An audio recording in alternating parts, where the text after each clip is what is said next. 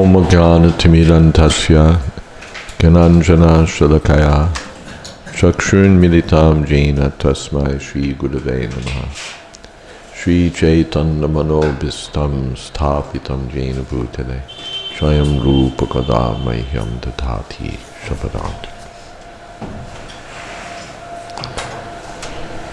Saumyanu Shoche Tamadha Patantam Bhratre Paretaya Vidudraheyaha Niryapito Yena Suhrit Sapurya Aham Saputran Samanuvratena. O gentle one, I simply lament for him, Dhritarashtra, who rebelled against his brother after death.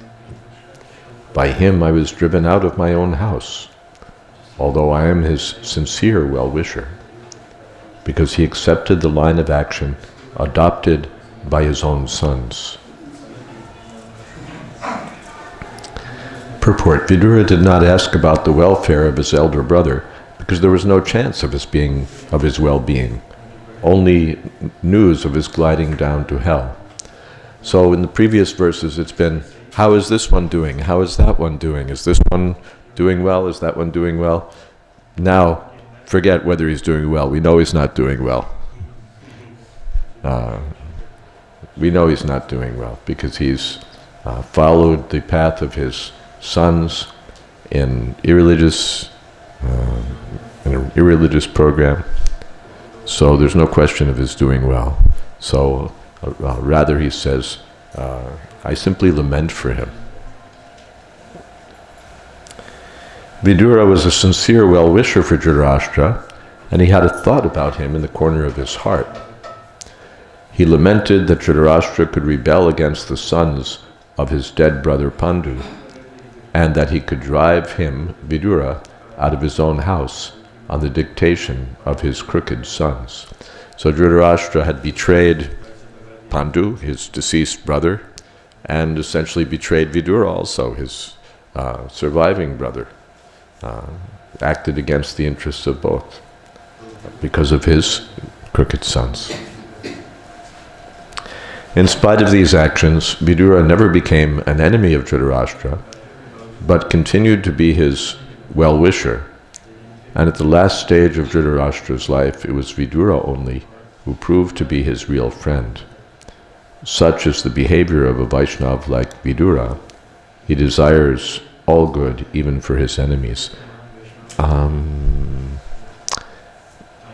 There's a red, oh, you're there. Vyastev, my red Bhagavad Gita.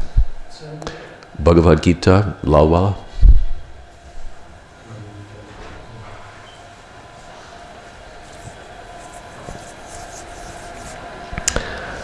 So this is the quality of a devotee. He's he's a well-wishing friend to everyone. Let's see, is that in 12? It's in several places, really.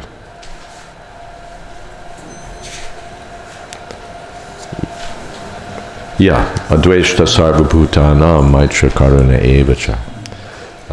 He's not inimical toward anyone.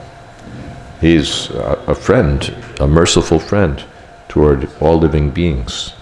So this is Vidura. It's not that because Dhritarashtra acted inimically or because Dhritarashtra sided with his sons, Vidura became inimical. He's just sorry that Dhritarashtra's ruined his life.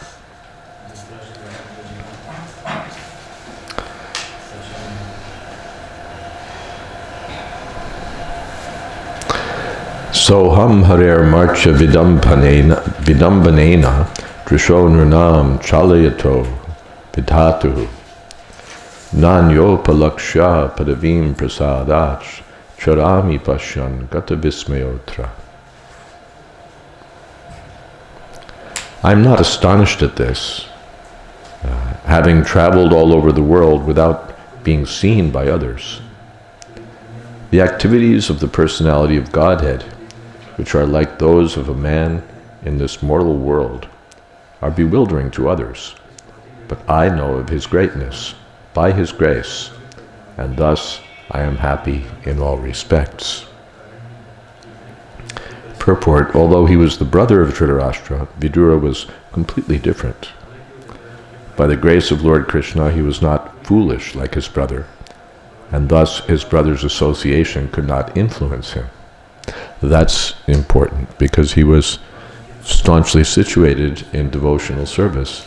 He wasn't influenced by Dhritarashtra and his politics and his envious mentality. Dhritarashtra and his materialistic sons wanted to falsely lord it over the world by dint of their own strength. The Lord encouraged them in this, and thus they became more and more bewildered. So the Lord encouraged them. Mata smritir jnanam apohanam cha. The Lord encourages us to come to Him, or the Lord encourages us to be bewildered and chase after Maya, according to our desire.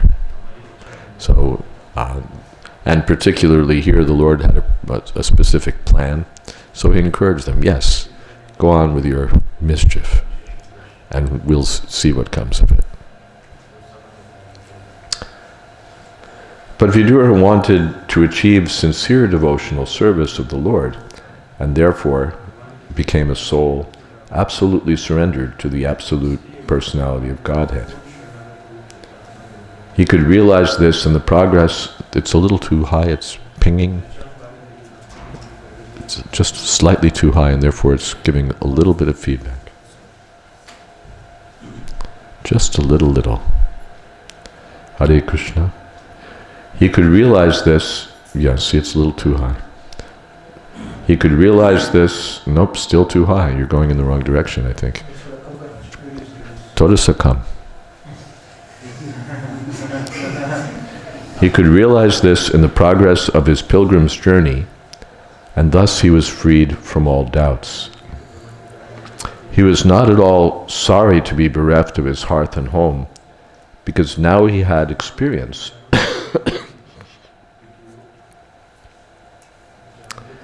that dependence on the mercy of the Lord is a greater freedom than so-called freedom at home. A person should not be in the renounced order of life unless he is firmly convinced of being protected by the Lord. This stage of life is explained in Bhagavad Gita as Abhayam Sattva Samshuddhi. Every living entity is factually completely dependent on the mercy of the Lord, but unless one is in the pure state of existence, he cannot be established in this position. This stage of dependence is called Sattva Samshuddhi, or purification of one's existence. The result of such purification is exhibited in fearlessness. A devotee of the Lord who is called Narayana Para is never afraid of anything, because he is always aware of the fact that the Lord protects him in all circumstances. Narayana Parasarve na kutaschana bibyati. Swargapa varga nadakeshvapi tulyartha darshana. With this conviction, Vidura traveled alone, and he was not seen or recognized by any friend or foe. Thus he enjoyed freedom of life without obligation to the many duties of the world. Well, this is the business of the pilgrim, to be independent, detached, and confident of protection and maintenance by the Lord. Rakshasyati vishvasho goptritve varanam tata. Krishna will protect me, Krishna will maintain me. That's a fact. He's maintaining all living entities. What is that? Eko bohonamyo viditati karma. He's maintaining everyone. But those who are not Krishna conscious are thinking, how will I maintain? How will I protect myself? What will I do about this? What will I do about that? They're always in sada samudvigna diya, asatgraha, because they're grasping at something temporary. They're always agitated, always disturbed. But an advanced Krishna conscious person purifies his existence. Sattva sangshuti. This is especially the business of the sannyasis. Purify their existence. And the result, Prabhupada said, is abhaya, fearlessness. If Krishna is just like a child, he knows, my father will protect me. My father can beat up your father. The kids say like that. As long as my father is there, then I have no worries. So the devotee is confident that Krishna is there to protect me. He's not dependent on family, he's not dependent on worldly arrangements, he's not dependent on ISKCON, he's not dependent on anything. That finally it's Krishna. ISKCON may go down the tubes, who knows, may disappear, sink into the ocean. But Krishna is there. Of course, ISKCON's also there, but ISKCON is in this world. And Krishna is there. Finally, Krishna never says in Bhagavad Gita that just surrender to me and ISKCON will maintain you. I'll maintain you. Nitya yukta viyuktanam yoga kshema vahamyam. I'll personally take care of you.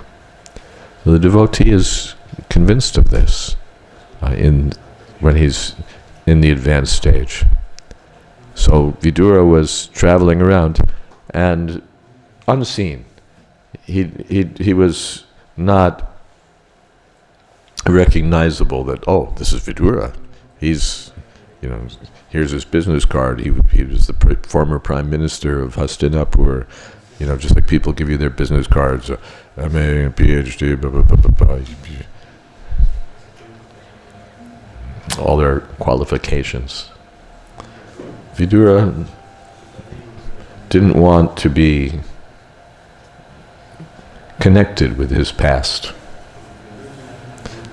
with his worldly relatives, with his connection with Hastinapur. This is all in relationship to the body. My identity is Vidura, my identity is this or that, is in relationship to this body, and I'm not this body, I'm the eternal servant of Krishna. So he was traveling and unseen by anyone. First of all, he wasn't going to the places, well, if I go here, maybe someone will recognize me and they'll give me a little of this or a little of that. Or I could see my cousin, or I could see... No. He avoided Hastinapur, he'd left Hastinapur, and there was no question of dependence on anyone else for his livelihood or for anything. He's depending on Krishna. A sannyasi should be confident. Or Prabhupada said one shouldn't take sannyas unless he's confident that Krishna will maintain me. It's not a means, as it is for so many charlatans, a means to maintain one's livelihood. Take sannyas and take collection, and in that way it's like your security program. Just as some people work and they have a pension and so on. So I'll become a sannyasi and I'll have a means of livelihood. I'll have some disciples. I can always call on them for whatever I need. No. Vidura sets the example, but he's completely dependent on Krishna.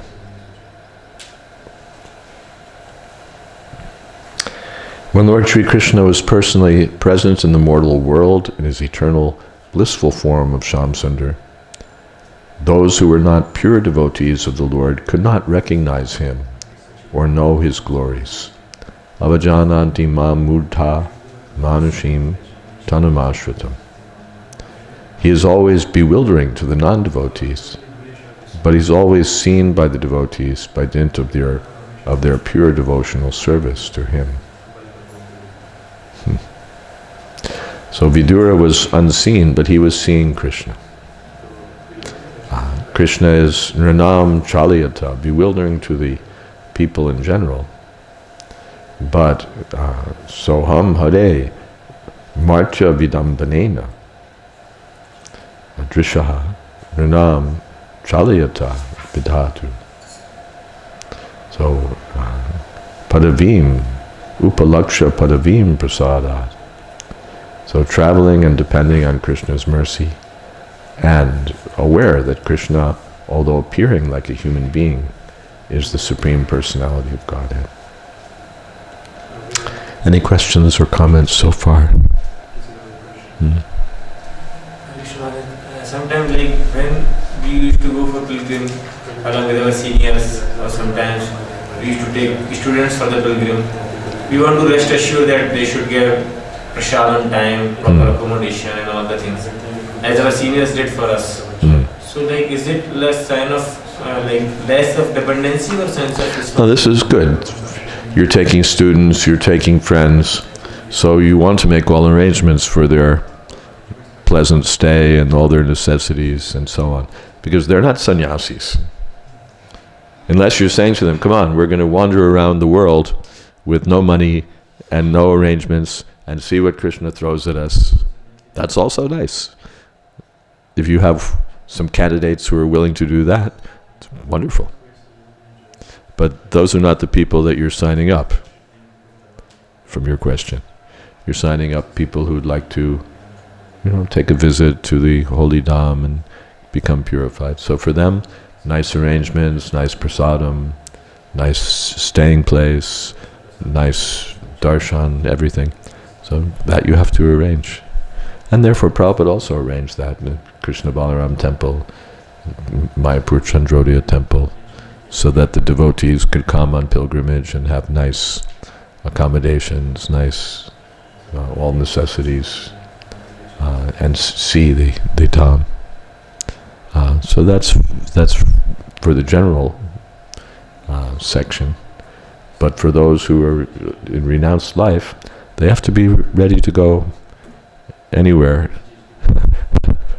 The story is there that Prabhupada was traveling on a train here in India, and someone requested, they stopped at some station, and someone requested, oh Swamiji, if you could start something here. And Prabhupada just threw a couple devotees off the train and said, okay, go to it.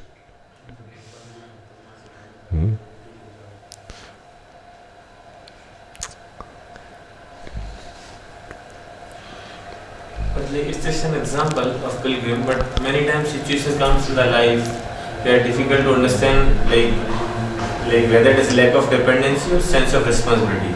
Like sometimes taking care of health, body, medicines, some other devotee, sometimes of ourselves also. So it seems like this lack of dependency on Krishna, we are taking care of the body. Yeah, sometimes we wonder about that too. I was just thinking about these things. Too much attention to taking care of the body. It's like, not worth it sometimes. But Yantra Rudhani, it's a machine, and it's Krishna's machine, so we take care of it. That's our duty. But not overtake care of it. Like you see people, they've got a motorcycle or they've got a car, and they're always busy shining it up or, improving it in some way, and souping it up, as they say in America,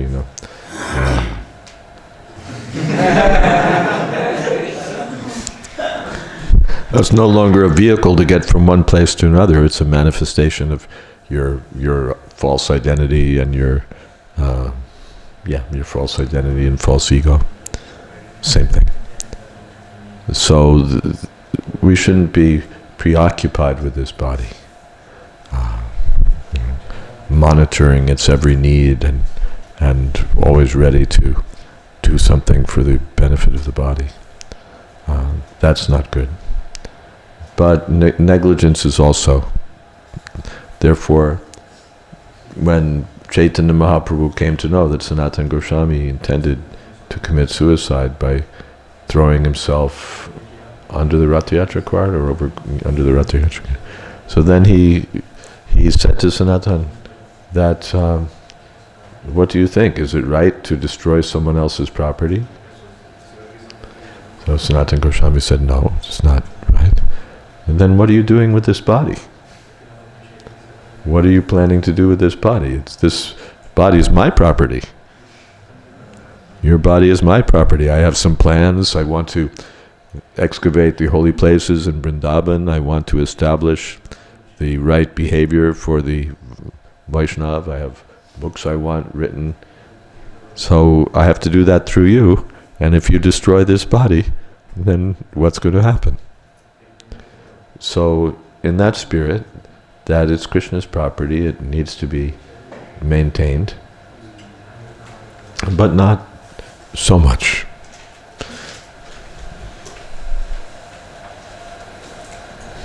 Anything else?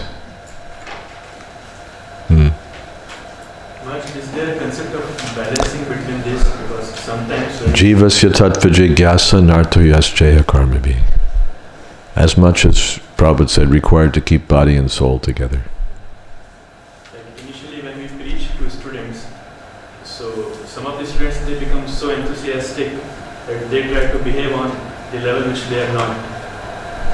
So they don't take care of the body and so many things. So Yeah, therefore they need to be instructed that Krishna consciousness is not just a sentiment that you overnight become a Paramhansa and you neglect your body and in this way you're very advanced. They need to understand the science of devotional service and execute it patiently and systematically.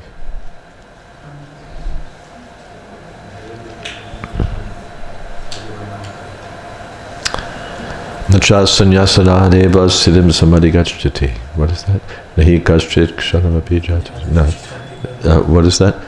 Akarmanam anarambham naishkarmyam purushoshnute. Nacha sannyasana deva siddhim samadhigacchati.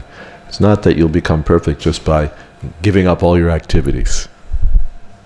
Krishna explicitly tells Arjuna in 3rd chapter that Akarmanam anarambham naishkarmyam purushoshnate. You won't become happy just by giving up all activity. Nacha sannyasana deva siddhim, and you won't become perfect just by taking sannyas.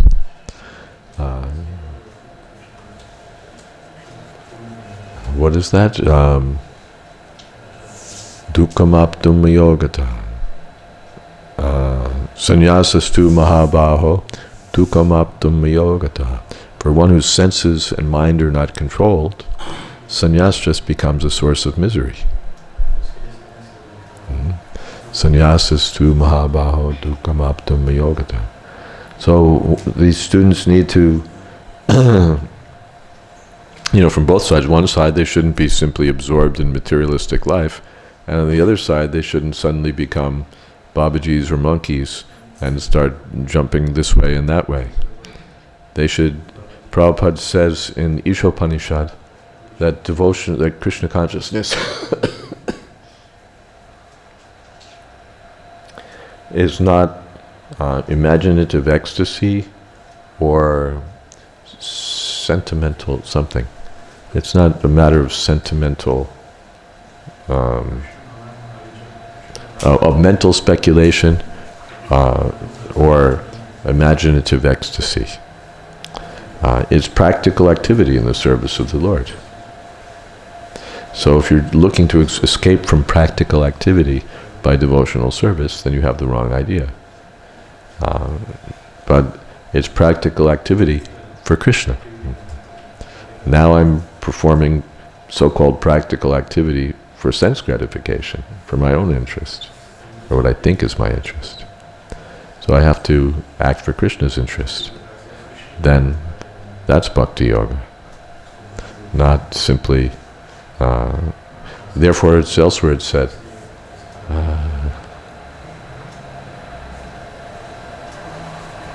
6th chapter,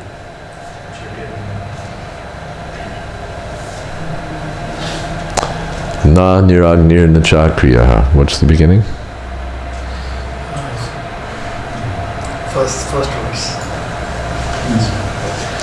Okay, let's find it.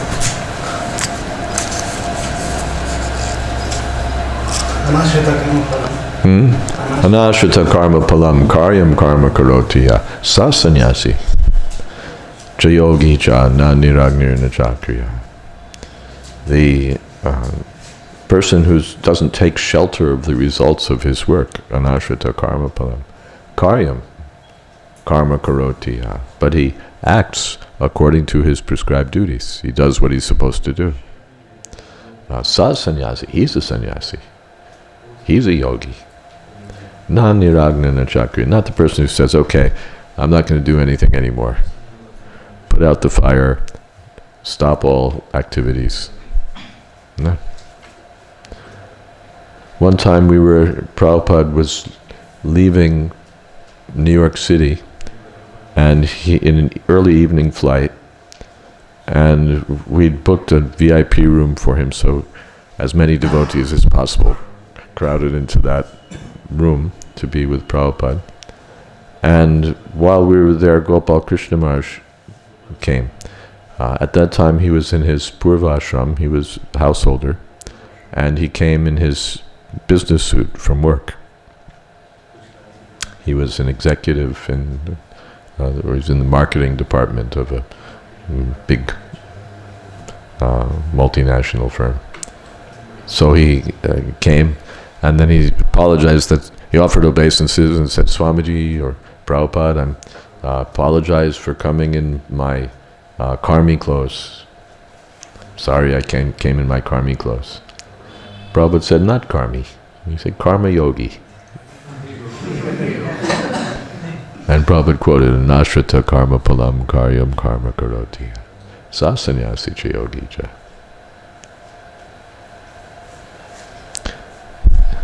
Anything else?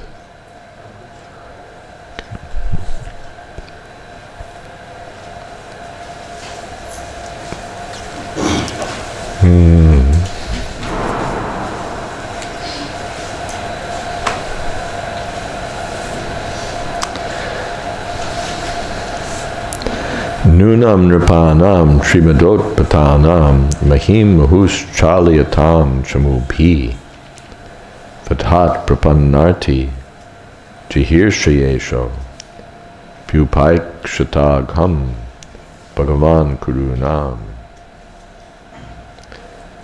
Despite Krishna's being the Lord and being always willing to relieve the distress of sufferers, he refrained from killing the Kurus, although they committed all sorts of sins, and although he saw other kings constantly agitating the earth by their strong military movements, carried out under the dictation of three kinds of false pride.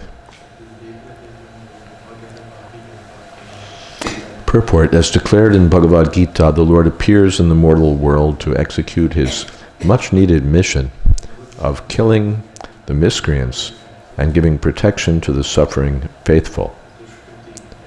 In spite of that mission, Lord Krishna tolerated the insults to Draupadi by the Kurus and the injustices perpetrated against the Pandavas, as well as insults to himself. The question may be raised, why did he tolerate such injustices and insults in his presence? Why did he not chastise the Kurus immediately? When Draupadi was insulted in the assembly by the Kurus, by their attempt to see her naked in the presence of all, the Lord protected Draupadi by supplying an unlimited length of clothing, but he did not chastise the insulting party immediately. This silence of the Lord does not mean, however, that he excused the offenses of the Kurus. There are many other kings on earth who had become very proud of three kinds of possessions: wealth, education, and followers. And they were constantly agitating the earth by movements of military strength. The Lord was just waiting to get them together on the battlefield of Kurukshetra and kill them all at once, at one time, just to make a shortcut in his killing mission.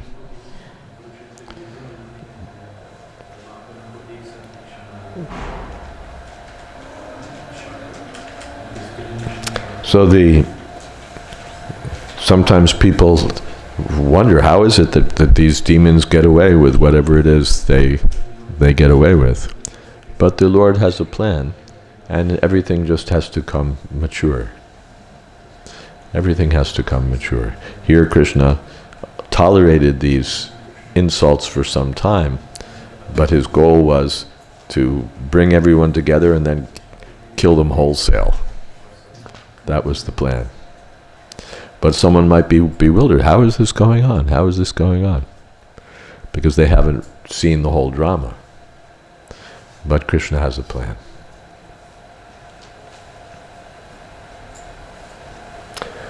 With Hiranyakashipu also, Krishna let him play for some time. But then Dalita Hiranyakashipu, he appeared in order to vanquish him. Godless kings or heads of state, when puffed up by advancement of material wealth, education, and increase of population, always make a show of military strength and give trouble to the innocent. So this is a fact. We see this in the modern world, that a country becomes powerful and its leaders want to exploit to the maximum extent. Exploit their own citizens, exploit the citizens of other countries by military tactics, by economic tactics, by clever dealings of one sort or another. They want to subjugate others and profit at their expense. Ujjain artha sanchayan, in 16th chapter. This is the demons. How to accumulate money by hook or by crook. Ujjain means by illegitimate means. Ujjain artha sanchayan, how to gather money. And we're not just talking about nickels and dimes, but when I heard sometime that at some point the president of Mexico or some such country was exiled or left the country, and the whole economy just plummeted because his personal stash was such a large part of the economy. When he left, half the wealth of the country left with him because it was in his pocket. I work a lot in Africa, and it's brazen. It's just, right there for everyone to see how the leaders are just looting, audaciously looting their countries, and by subjugating their political enemies this way or that way, and just outrageously just looting. In other countries, they're more sophisticated. They loot on an even greater scale, but they're better at covering their tracks. One of our Govardhan Prabhu in South Africa right now, he's dealing with a cheating businessman who's tried to cheat him and tried to cheat the government of lots and lots of money. And it's all by clever accounting.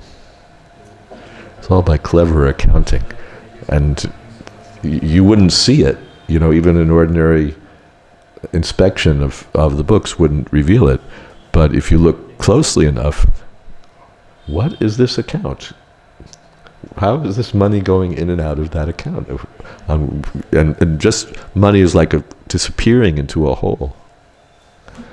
So this is the business of the demons, to steal big time.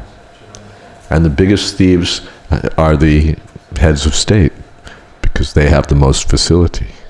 They can steal from their own citizens, they can steal from the citizens of other countries. Then they can collect bribes also.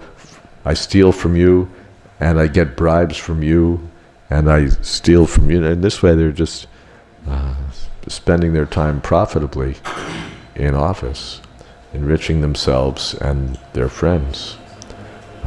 Or enriching, if they're patriotic, they're not just self-centered, then they're enriching their own country at the expense of other countries. But this is the demoniac business. And there's so much written about it, and you can spend your whole life tracing all the corruption that goes on in, one little corner of Madhya Pradesh or New York, or choose your location. There's no end to it. There's no end to it, because there's no end to their desires. What is that? That's also said. Chama parameyam cha pralayantam upashrita kamo papoga paramatava.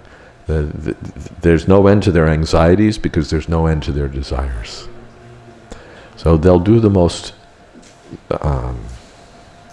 vicious things.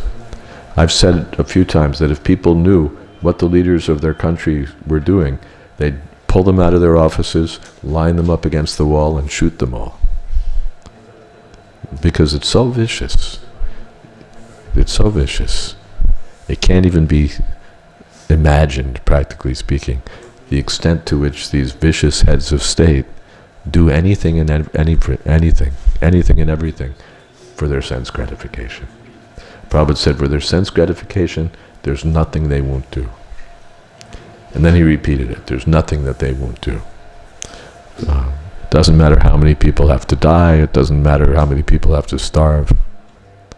I think it's documented, Prabhupada mentioned it, now it's been documented more thoroughly by scholars, how Churchill created an artificial famine in Bengal. For what good cause? So this is the demonic business.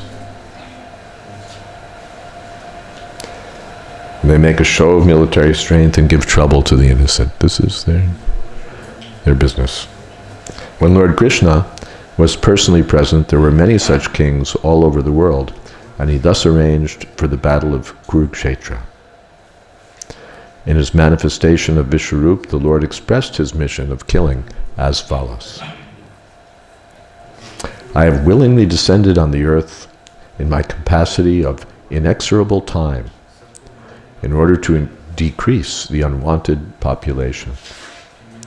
I shall finish all those who have assembled here, except you, the Pandavas.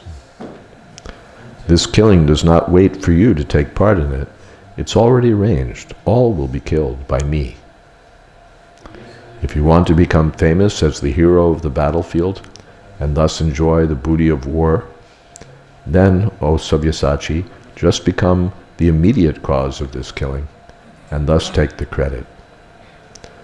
I have already killed all the great warriors, Bhishma, Drona, Jayadratha, Karna, and many other great generals. Do not worry. Fight the battle and be famous as a great hero. The Lord always wants to see his devotee as the hero of some episode which he himself performs. He wanted to see his devotee and friend Arjuna as the hero of the battle of Kurukshetra, and thus he waited for all the miscreants of the world to assemble. That, and nothing else, is the explanation of his waiting. Kalosmi, what is that? Lokakshaya pravridho. Arjuna asked, who are you? With this fierce form. With all the soldiers, Churnitara Utamangai, the tops of their bodies are just being chewed and turned to powder between your fierce teeth. The Amuvega, like that. No.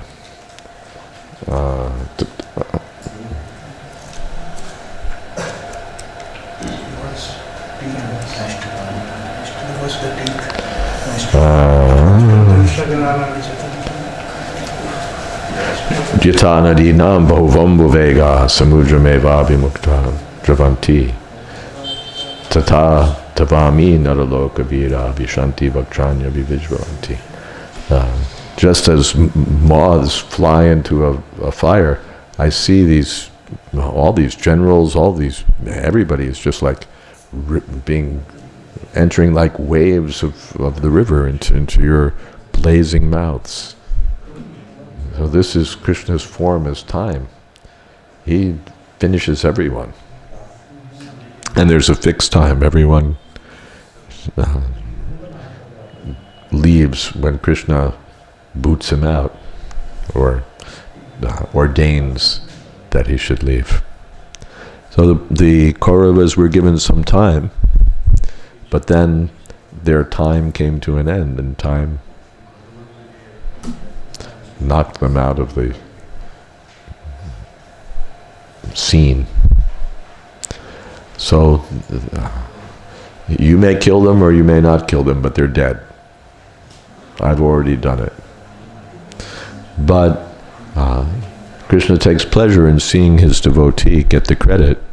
So he waited, pulled everyone together, and then arranged for Arjuna and the Pandavas to finish them all off. Any comments, questions, something?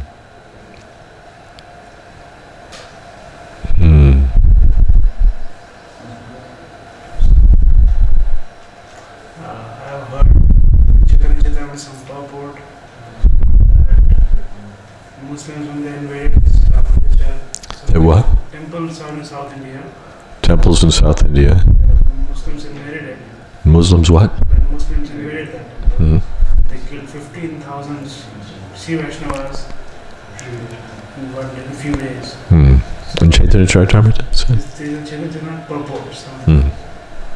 So, yeah, it's just a question. Will there be some huge war that will kill all the Muslims? You know, it's not just the Muslims.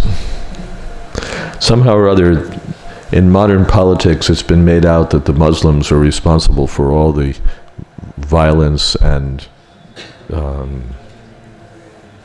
terrorism and evil in the world. And so we have to check the Muslims for the safety and well-being of the world. Right? That's the standard narrative. I don't believe it at all. I don't believe it at all. From that narrative, first of all, you'd think that every Muslim's got like a dagger under his cloak, and in his heart are evil wishes and evil schemes to destroy the United States of America and make sure that democracy is wiped off the face of the earth and all of that. And it's just not so. I travel in the Middle East, and you know what most Muslims want? Nice home, nice wife, good schools for their kids, pleasant walk on the beach in the evening when it's cool. Same as everybody else. Same as everybody else. Not that they're all, out to destroy the world. Some fanatical Muslims, undoubtedly.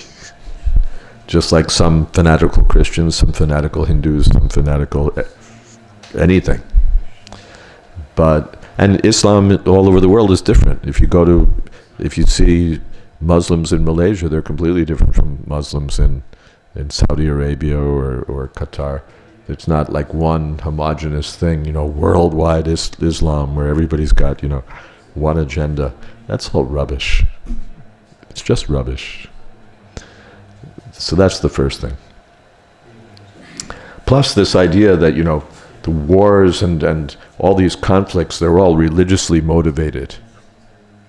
It's all the caliphate and the, the Muslim desire to reestablish a Muslim empire or Muslim rule of the world. That's really what's driving things.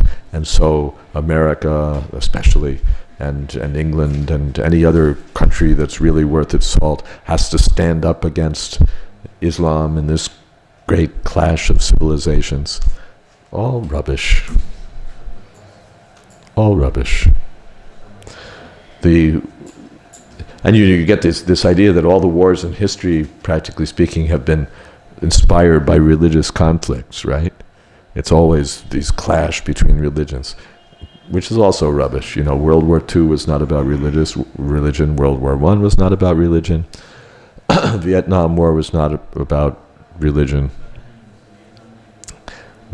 So many wars, nothing to do with religion, including the Gulf War.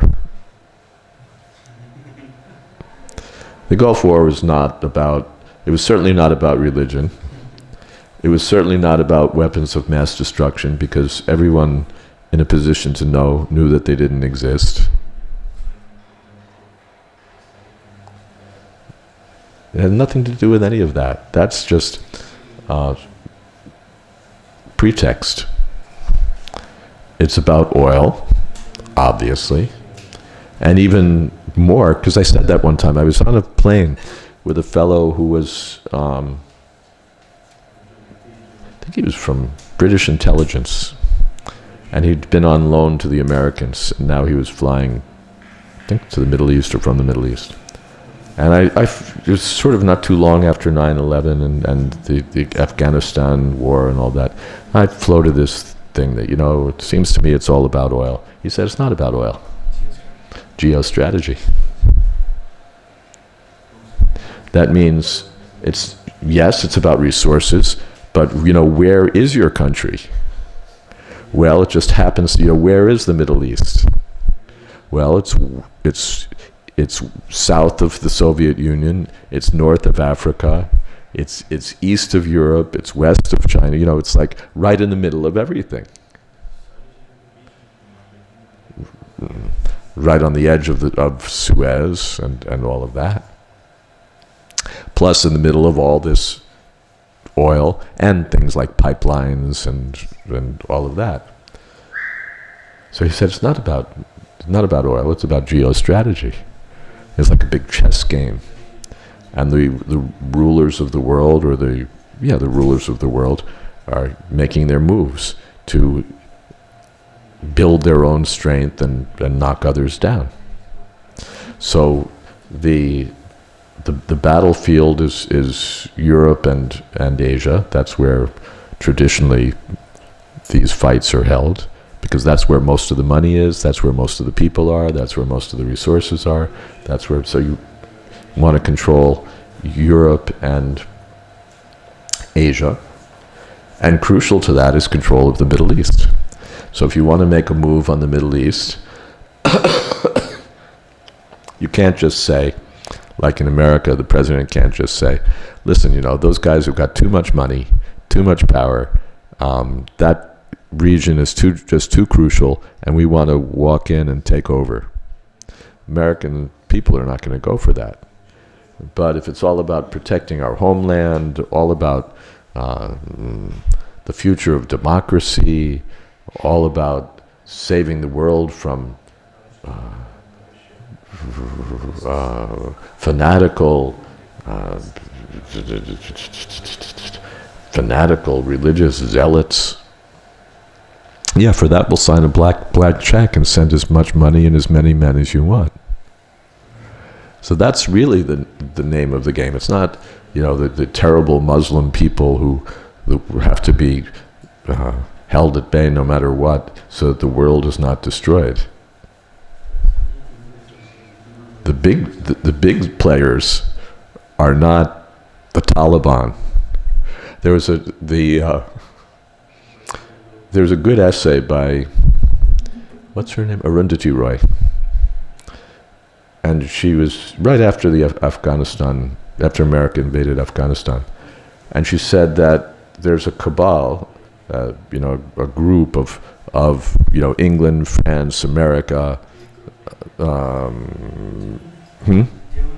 Germany, and so on. She said between them they fought most of the wars.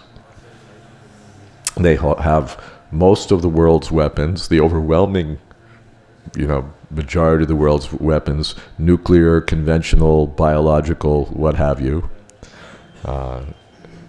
They're responsible for most of the ethnic cleansing that's taken place in the world. most of the genocide. And then she had a great line. She said, "For all its sins, the Taliban is just not in the same league." Yeah, they're little demons. They're little demons. But the big demons have enough money to persuade the world that they're really out there working for your security, protection, for all these great ideals of democracy and so on, and they're not there to loot and secure their economic interests and political interests and military interests, which is the real name of the game. And there's much more that could be said, but that's just like a real quick introduction to the myth of the Islamic terror, and you're protecting the world from the terror of Islam. It's all hooey. It's all rubbish. Not to say that there's not, if you look in history, you won't see a lot of nasty things done in an organized fashion in the name of Islam. You will, as well as in the name of Christianity, and even in the name of Hinduism. Not that the Hindus are always squeaky clean, because they see all living entities as spirit souls, and so they never do anything mean and vicious because they're Hindus. It's not that either. So these easy stories, something else again. Not to overpraise the sacred history of Islam as being, free from the historical abominations that it has sometimes perpetrated, but they don't have a monopoly on that, and that's not all there is to their world. This is the business of the politicians, to cloak their evil deeds in an idealistic story. This is what the demons do. You're not really working for the sake of plunder and exploitation and greed and profit. That's not why we're here. No. It's for democracy. It's to ensure peace in the region. It's for all of these wonderful idealistic reasons. That's the only reason we ever fight a war. The others fight wars because they're nasty and vicious, and because they're trying to take over, and because of that. But when we fight a war, it's only for the noblest ideals. Prabhupada quoted the saying, "Call the dog a bad name and hang him." You know the expression? Call the dog a bad name and hang him.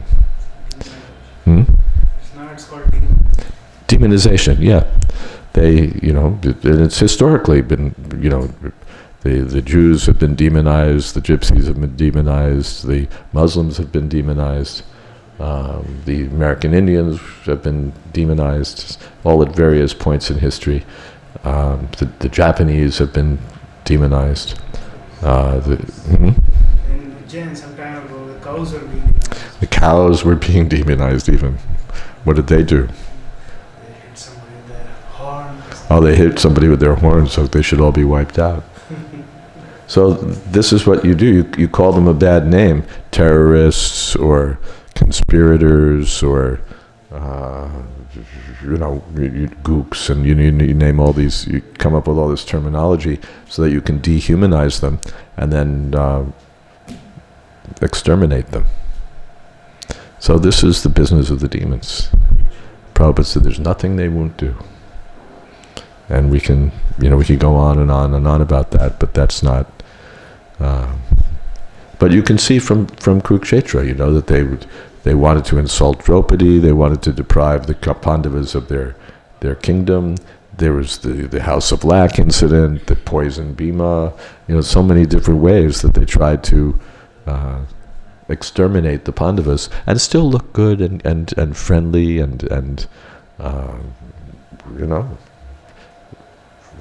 responsible and so aggrieved when the Pandavas seemed to have died in the House of Lac. Oh, they were crying and crying. Oh. But they were behind the whole thing. So this is the demons. They show one face to the world, but their real face is something else. We are over time, and it's time for your lunch, so we will stop here. Thank you all very much. Hare Krishna. All glories to Srila Prabhupada.